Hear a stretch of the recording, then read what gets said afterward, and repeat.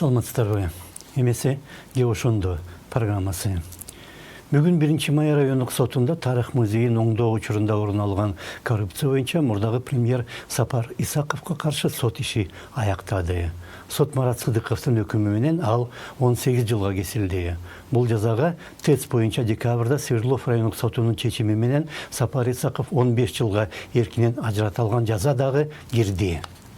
Мурдагы сот өкүмү боюнча жаза менен бириктирилип, акыркы чечим катары Сапар Жумакадырович Исаков 18 жылга эркинен ажыратылууга кесилсин. Мамлекетке тийгизген зыянды кайра толуктоо иретинде Сапар Исаковдон Кыргыз Республикасынын каржы министрлигинин пайдасына 247 миллион 650 миң 281 сом кармалсын. Сотко Исаков өзү келген жок. Анткени мурда бул саясий себептен уюштурулган шоу деп сот отурумдарына катышуудан баш тарткан. Жарыш сөздө сүйлөгөн анын адвокаттары бүгүн кылмыш ишинин ондогон томунун баарын изилдеп чыгып, Исаковдун күнөөсүн аныктаган бир да далил тапкан жокпуз. Ошондуктан ал акталууга тийиш деди. Сотто бүгүн Сапардын Мира Карыбаеваны мактап жазган ачык каты дагы окулду.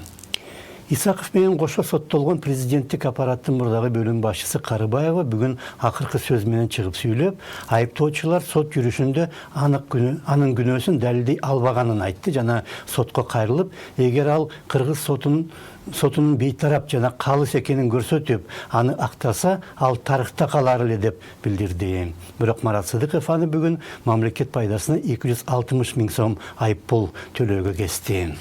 Алгач күнү Исаков жана Карыбаевадан тышкары курулуш жана архитектура агенттигинин жетекчисинин мурдагы орун басары Алмазбек Абдыкаров, ошол эле Госстройдун курулуш департаментинин мурдагы башчысы Шайбек Атамбеков, анын орун басары Улукбек Матисаков жана СМУ-3 деген курулуш компаниясынын негиздөөчүлөрүнүн бири Айдарбек Мендеевке коюлган, бирок алардын иши кийин өзүнчө бөлүнгөн.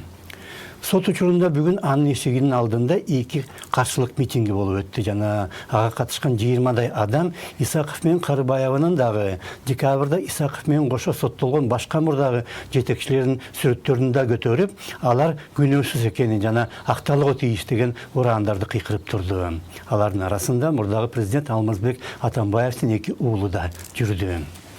Карыбаева тууралуу жазган катында Сапар Исаков мени соттосоңор да Карыбаевага тийбей аны актагыла деп билдирген. Карыбаеванын өзүнө болсо Исаков тергөө менен кызматташууга барбастан сиз мени саткан жоксуз деп алкышын айткан.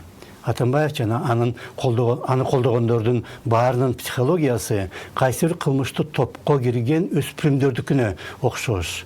Биринчи орунда адилеттик эмес, бири-бирин сатпоо турат.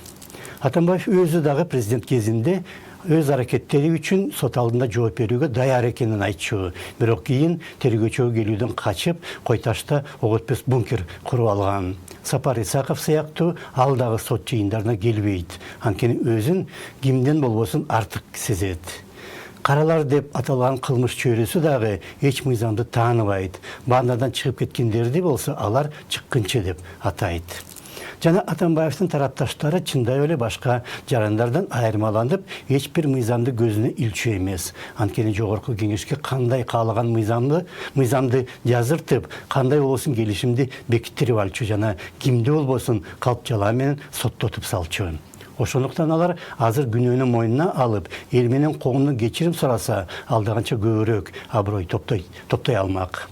Тарих музейин оңдоого Түркия 16 жылы 15 миллион доллар грант бөлгөн. Анын 5 миллиону сырткы ремонтко, 10 миллиону ички жасалгалоого кетмек. Бирок Атамбаев ал келишимди 1 жылдан кийин бузуп, пайдаланыла элек 10 миллиондон да баш тарткан жана Исаков мамлекеттик бюджеттен ал 10 миллиондон ордуна 22 миллион доллар тапкан.